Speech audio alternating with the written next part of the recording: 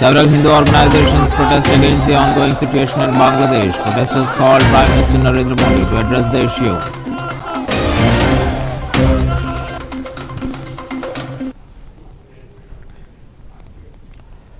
The news in detail. Union Minister Shivraj Singh Chauhan highlighted Rajasthan's commitment to transforming agriculture while increasing production, reducing cost and ensuring fair prices for farmers. He also emphasized diversification into fruits, vegetables and medical farming. Chauhan announced plans to build over 3,31,000 houses for the poor in rural areas with an investment of 4,099 million. The minister stressed the importance of value-added agricultural products and the state's role in becoming the global food basket. Alongside a shift towards natural farming, he assured that Government of India would support Rajasthan's agricultural growth under Prime Minister Modi's leadership.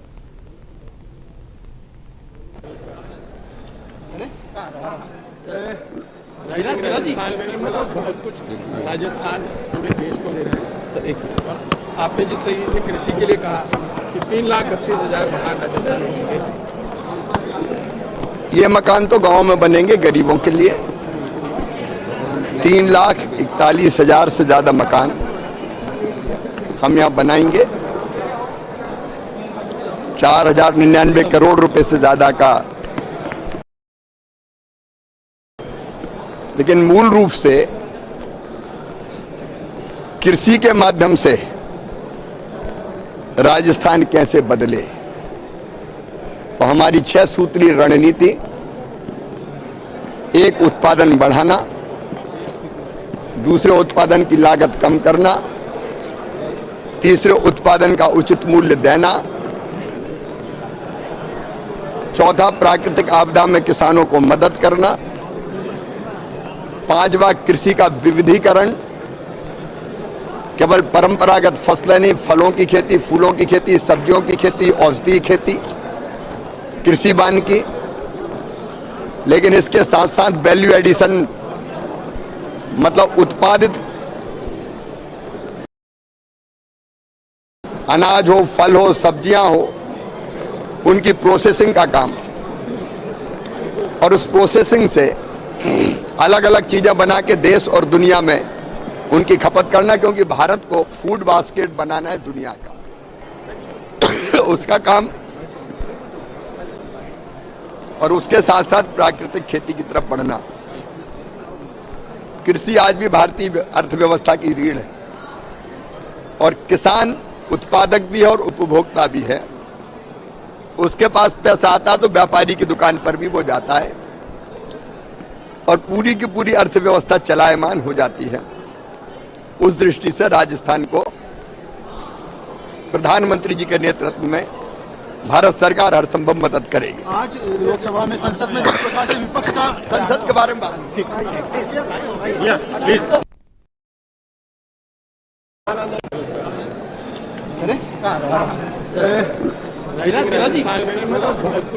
Rajasthan पूरे देश को दे रहे हैं।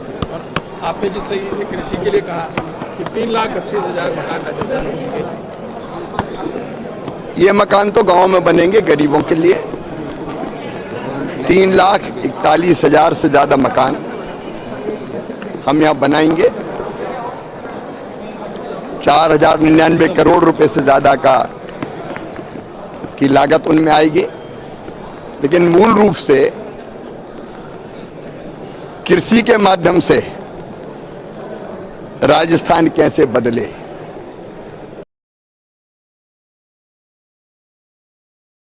एक उत्पादन बढ़ाना। RBI staff bid farewell to outgoing RBI Governor Shaktikant Das with heartfelt gratitude and appreciation. The event was marked by a warm and emotional send-off as staff members expressed their thanks for his leadership and contributions during his tenure. Visuals captured the moments of gratitude, with staff members offering their best wishes as Governor Das concluded his tenure.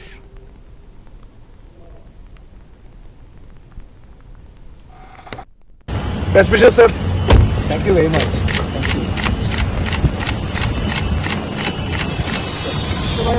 Goodbye, sir.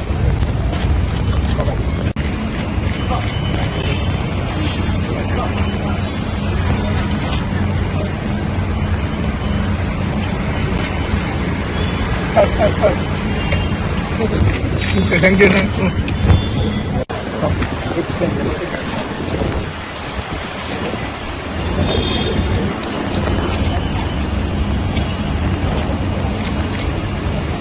Done? Okay. Thank you.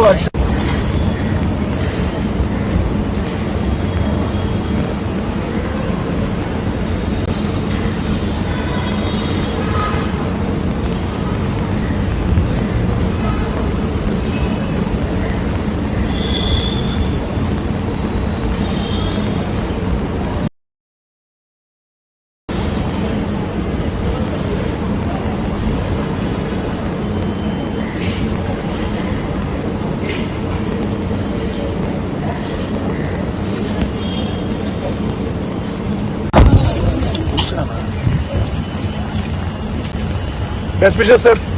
Thank you very much. Thank you. Goodbye, sir.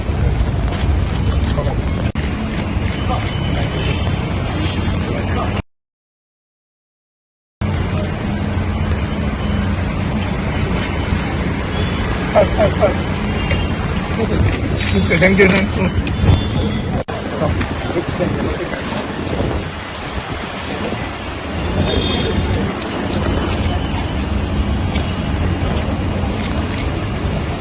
Done? Okay. Thank you.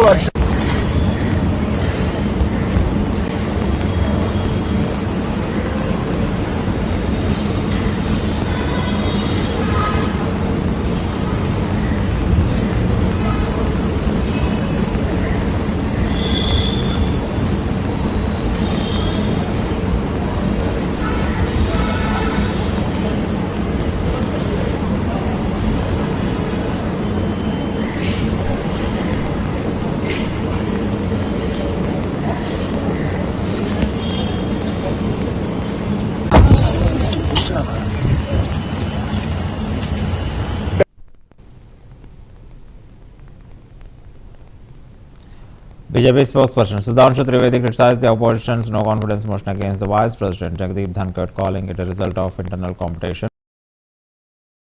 particularly Congress. Trivedi claimed that the Congress was attempting to cover up the distrust within the opposition alliance. He also referred to a broader pattern, alleging that foreign powers, including the OCCRP and Soros Foundation, were working to undermine India's institution over the past several years. Trivedi outlined the series of attacks, including those on the Indian Air Force, Rafale deal, the military, the government, companies like LIC and Hindustan Aeronautics. He argued that the no confidence motion was a part of the larger conspiracy to degrade India's democratic and constitutional institutions. Rajya Sabha में महामहिम उपराष्ट्रपति के विरुद्ध जो अविश्वास प्रस्ताव विपक्ष द्वारा लाया गया है, यह मूल में इस समय इंडी गठबंधन के अंदर हो रही प्रतिस्पर्धा, जिसमें एक मुद्दा दूसरे से चुराने की जो गला काट प्रतिस्पर्धा है, यह उसमें से उपजा हुआ है। एक वाक्य में मैं कहूं कि कांग्रेस पार्टी और राहुल गांधी के प्रति इंडी गठबंधन के अंदर अविश्वास पूरी तरीके से प्रकट हो जाने के बाद उसे कवर अप करने के लिए कांग्रेस का यह एक प्रयास है, जिसमें जाने या अनजाने में इंडी गठबंधन के दल शामिल हो गए। यह तो हुआ तात्कालिक कारण, और दीर्घकालिक दृष्टि से देखें तो हम यह कहना चाहते हैं कि यह एक लंबी प्रक्रिया है, जो हमारी पार्टी ने लगातार आरोप लगाया है कि विदेश से बैठी हुई शक्तियां, जिसमें ओसीसीआरपी जैसी काम कर रहे हैं। विगत 7-8 वर्षों का इतिहास देखिए, भारत की व्यवस्था की हर चीज के ऊपर आघात किया जा रहा है। सबसे पहले इन लोगों ने एयरफोर्स पे आक्षेप किया राफेल में, फिर इन्होंने अव्यवस्था उत्पन्न करने की कोशिश की, अविश्वास उत्पन्न करने की कोशिश की सेना के ऊपर, सर्जिकल स्ट्राइक के मुद्दे के ऊपर।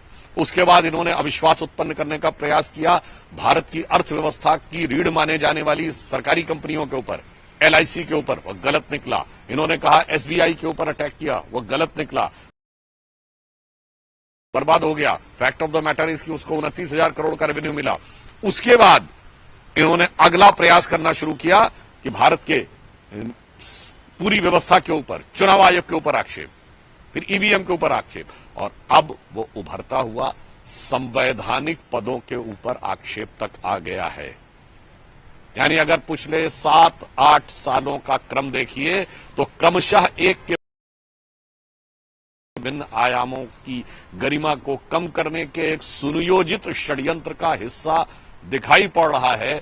और इसलिए हम ये कह सकते हैं कि कांग्रेस सोरस की जो लैंडमाइन या सबमरीन जमीन के नीचे थी, अब वह उभर कर सामने आ गई है।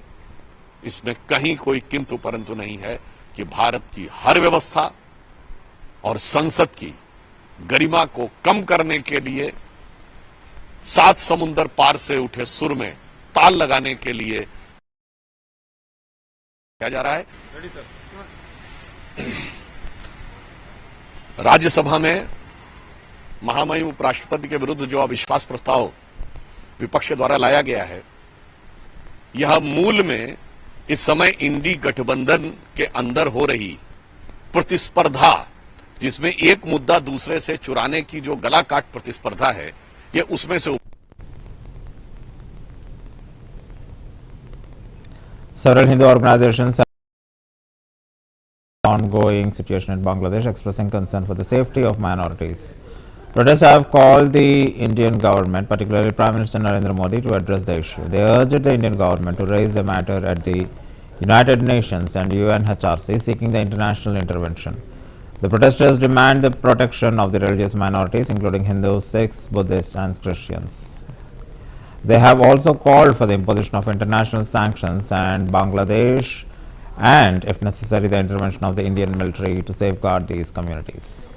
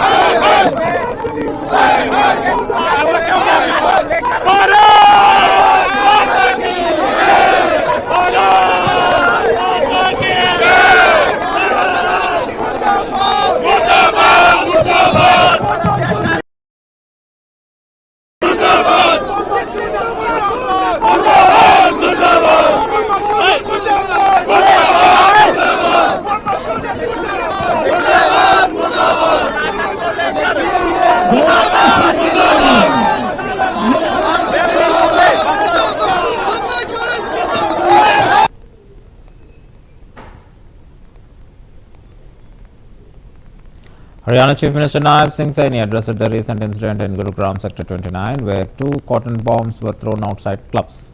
He stated that the individual responsible was intoxicated and the time was promptly arrested. An investigation is currently underway. Saini also spoke about the state's criminal laws, asserting that they would benefit both the people of Haryana and the nation.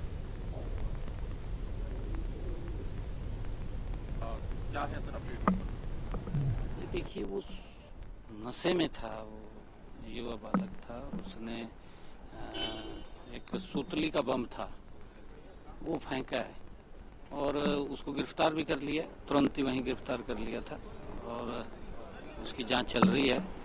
क्या है उसके दिमाग में, क्या विषय था क्या नहीं था, वो पता लगेगा जांच के बाद। कोई आपराधिक इतिहास है? उसको गिरफ्तार कर लिया था, गिरफ्तार हुआ है तो उसका सारा चेक करके और देख के पता चलेगा। सर, नए कानून को लेकर मीटिंग थी, जो नए कानून आए क्या देंगे? देखिए, जो ये भारत पिनल कोड 3 नए कानून आए हैं, इसका प्रदेश के और देश के लोगों को बड़ा इसका लाभ मिलने वाला है, क्योंकि पूर्व में जो अंग्रेजों के ज़माने के कानून थे उन्होंने अपने तरीके से इन कानूनों को बनाया और अपने तरीके से वो उस कानूनों का उपयोग करते थे, परंतु अब लोगों को नाजायज किसी के साथ गलत ना हो, किसी को नाजायज सजा ना मिले और अगर किसी ने अपराध किया है वो छूटे ना, इसको लेकर के आज उसकी चर्चा पर काम किया है और जल्दी ही हम इसको 100% की तरफ ले जाएंगे। क्या है सर अपडेट उस पर?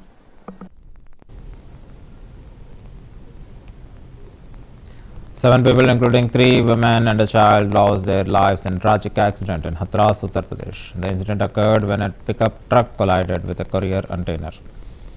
Authorities are investigating the cause of the crash and the victim.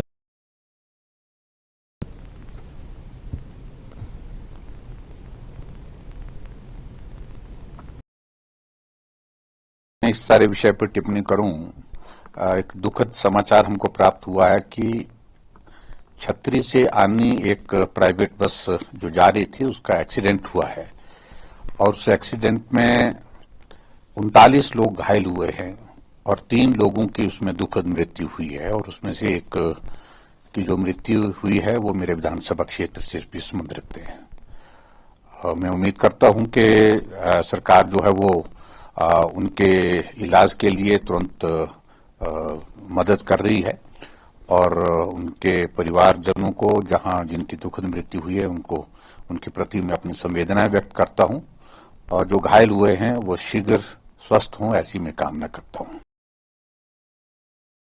अभी आप 2 साल के कार्यकाल के कांग्रेस पार्टी के जश्न की बात कर रहे हैं।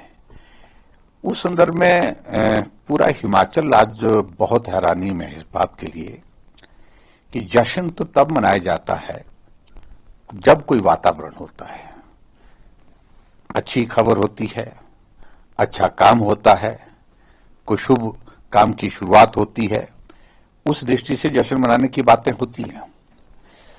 और पूरा 2 साल का कार्यकाल हिमाचल प्रदेश का तबाही के दौर में से गुजरा है, चाहे वो विकास की दृष्टि से हम बात कहें, चाहे हम राजनीतिक परिस्थितियों की वजह से हम कहें, चाहे वो आर्थिक तंगी की बात कहें, हर वर्ग को बहुत बड़ा नुकसान हिमाचल प्रदेश में इन 2 साल के कार्यकाल में हुआ है। लेकिन सब लोग हैरान हैं कि उसके बावजूद भी जश्न मनाने की बात चल रही है।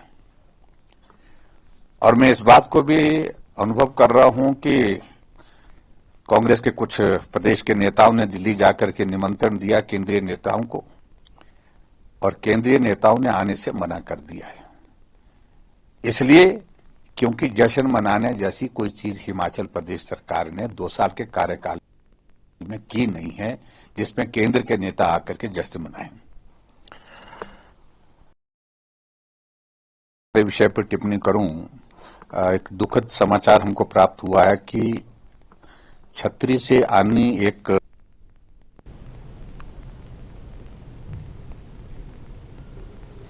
Vishwa Hindu Parishad and Sant Samaj held a protest condemning the atrocities against Hindus in Bangladesh, including rape, killing and destruction of temples. Surendra Jain, VHP's International General Secretary, criticized the Muslim leaders. He called for Bangladesh government to be declared a terrorist government and demanded international peacekeeping forces. Jain also urged the Indian government to take stronger action and called for the division of Bangladesh into Hindu and Muslim majority region. The protest was a part of the global movement to draw the attention to the persecution of Hindus in Bangladesh. अभी जो जानकारी है उसमें 7 लोग मृतक हैं, 7 लोगों को रेफर किया गया है और 7 लोगों का यहाँ पे जिला अस्पताल में इलाज चल रहा है।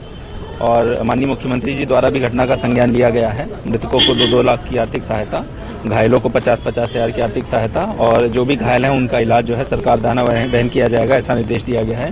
सभी अधिकारियों को भी निर्देश दिया गया है कि तत्काल जो भी राहत के कार्य हैं उनको पूरा किया जाए। ये जो लोडर था इसमें कितने लोग सवार थे? ये लोग रहने वाले मुख्यतः जो परिवार है वो कुम्हरिया करके गांव है चंदपा में, कुमरई गांव है चंदपा में, वहां के रहने वाले थे। और एक दो और मैं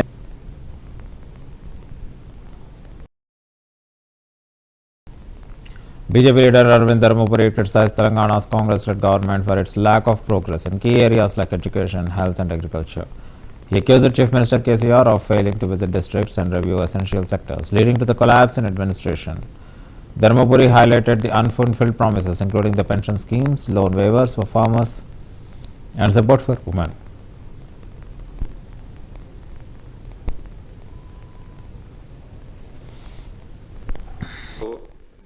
బ్రౌన్ ఫీల్డ్ మరియు జక్రాన్పల్లి నిజామాబాద్ జిల్లాలో గ్రీన్ ఫీల్డ్ ఎయిర్పోర్ట్స్ శాంక్షన్ అయినాయి. జక్రాన్పల్లి ప్రత్యేకంగా నా నియోజకవర్గం కాబట్టి అక్కడ నేను దాని గురించి సపరేట్గా అడిగినప్పుడు అక్కడ ఓఎల్ఎస్ survey, obstacle limitation services survey complete చేసుకొని కేంద్రంలో మ్యాండేటరీ ఏదైతే క్లియరెన్స్లు ఉన్నాయో అవి తెలంగాణ ప్రభుత్వం తీసుకున్నట్టయితే ఇమీడియట్గా పనులు ప్రారంభిస్తాము అని ఆయన చెప్పడం జరిగింది. కాబట్టి మీ ద్వారా నా నియోజకవర్గ ప్రజలకి తెలియజేసేది ఏంటంటే మన ఎయిర్పోర్టు కేవలం తెలంగాణ ప్రభుత్వం కాంగ్రెస్ పార్టీ వల్లనే నెగ్లెక్ట్గా జరుగుతూ ఉంది. కేసీఆర్ 10 సంవత్సరాలు టైంపాస్ చేసిండు, అదే దారిలో కాంగ్రెస్ ప్రభుత్వం కూడా ముందుకెళ్తా ఉంది. ఏమాత్రం తేడా లేదు. దోపిడీ దగ్గర నుంచి దుర్మార్గం దాకా సేమ్ కేసీఆర్ బాటలోనే ఈ ప్రభుత్వం కూడా కొనసాగుతుంది. 10 సంవత్సరాలు వాళ్ళు పట్టించుకోలేదు, ఇప్పుడు వీళ్ళు అటు దిక్కు కూడా చూస్తలేరు. ఎయిర్పోర్ట్ దిక్కు కేవలం ఓఎల్ఎస్ సర్వే చేసి మ్యాండేటరీ క్లియరెన్సెస్ తీసుకుంటే పనులు ప్రారంభించే పరిస్థితి ఉంటే వీళ్ళు పట్టించుకోవడం కూడా లేదు. దానివల్ల నా నియోజకవర్గంలో ఎన్ఆర్ఐలు అత్యధికం. భారతదేశంలో కేరళ తర్వాత తెలంగాణ నుంచి ఎన్ఆర్ఐలు అక్కడ ఉన్న మన వలసదారులు. అది నేను సంతోషపడాలన్నా దుఃఖపడాలన్నా కూడా తెలియదు నాకు. 10 సంవత్సరాలు వలసలు రివర్స్ చేస్తా అన్న మొన్నగాడి వీకెండ్ వీళ్ళు వచ్చి కూడా మాటలు చెప్పి మస్తు వచ్చిర్రు, ఎన్ఆర్ఐలు మోసం చేసిండ్రు. ఇవాళ మ్యాక్సిమం ఎన్ఆర్ఐలు తెలంగాణలో నిజామాబాద్ పార్లమెంట్ నియోజకవర్గం చుట్టూ. ఆ ఎయిర్పోర్ట్ వచ్చి అది డెవలప్ అయితే అందరికి ఉపయోగపడుతుంది. అక్కడ పంటలు ఎక్కువ, agriculture very rich district Nizamabad.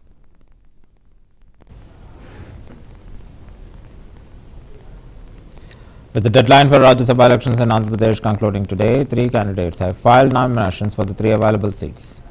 Beda Mastan Rao and Sana Satish, representing TDP, submitted their nominations at the Secretariat in Velagapudi. The event witnessed the participation of Ministers Sachin Naidu, Parthasarathi, MLAs, MPs. Meanwhile, R. Krishnaiah filed his nomination on behalf of BJP, donning a saffron scarf during the process.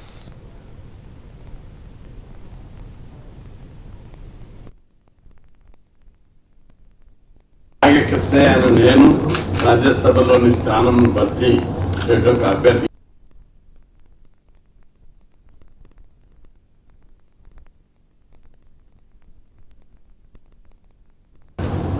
మీద మస్తాన్ రావు యాదవ్ అని నేను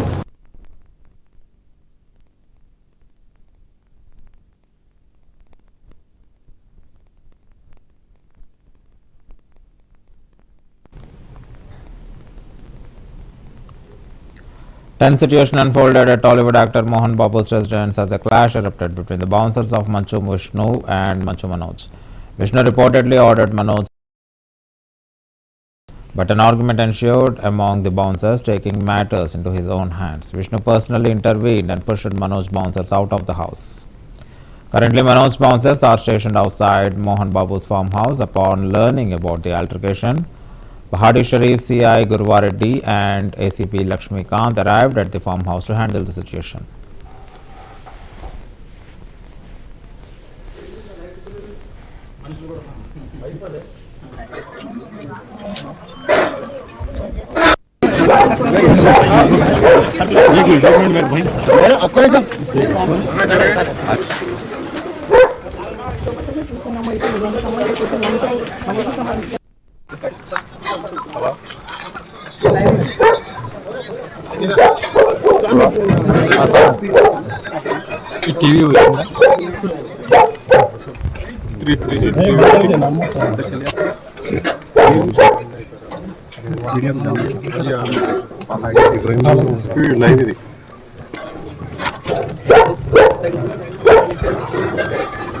जाना है इधर 3 आदमी है कि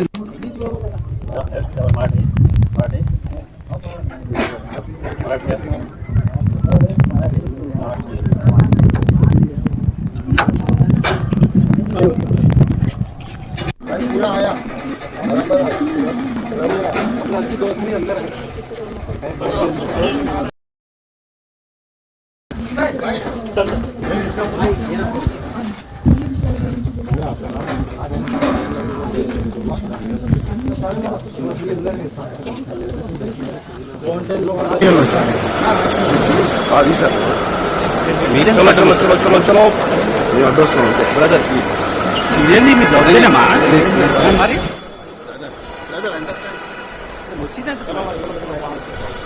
ये बैग किसका है